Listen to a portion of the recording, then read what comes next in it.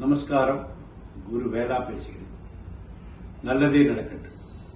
இன்றைய தலைப்பு, அரசு உத்தியோகத்தில் யாருக்கு மிகப்பெரிய பதவிகளும் உயர் பதவிகளும் அடைகிறார்கள்.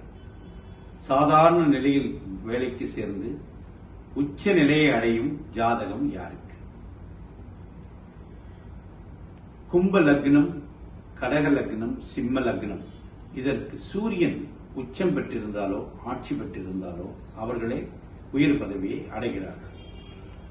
அப்படி அடைபவர்கள் ஜாதகத்தில் மற்றொரு ஒன்னற்ற ராஜயோகம் விட்டிருக்கும். அந்த சூரியன் உச்சம் பெற்ற சூரியன் கூட புதன் இருக்கும் பொழுது அதை குரு பார்த்திருக்கும். 10 குடையவர் அம்சத்தில் சூரியன் வீட்டிலோ உச்சம் பெறும் செவ்வாய் வீட்டிலோ அவர்களுக்கு 10 குடையவர் அம்சத்தில் உட்கார்ந்திருப்பார்கள். இவர்களுக்கு கஜகேசரி யோகம் மிகப்பெரிய பங்களிக்கும். பான மத்தியம் என்ற ராஜயோகம் இருக்கிறது. சூரியனுக்கு இரு மருங்கிலும் சுபர்கள் இருக்கிறது பேரே பான மத்தியம். குரு சந்திரன், மகரத்தில் சந்திரன், கடகத்தில் குரு உச்சம் பெற்ற குரு பார்வை செய்யும் போது அந்த கஜகேசரி யோகம் மிகப்பெரிய பங்களிக்கிறது. இவர்கள்தான் இந்த உயர் பதவியை நோக்கி நகர்வார்கள்.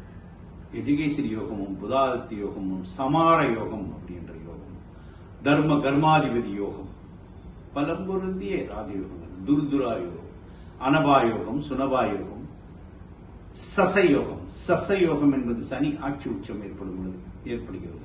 மக்கள் தலைவனாவது சசயோகத்தின் மிகப்பெரிய சக்தி. மாலாவி யோகம் என்பது சுக்கிரன் ஆட்சி உச்சமடையும் பொழுது மாலாவி யோகம் ஏற்படுகிறது. இந்த யோகங்கள் அனைத்தும் நிற்பவர்கள் மட்டுமே மிகப்பெரிய உயர் பதவியை அடைகிறார்கள். குருவே சரணம்.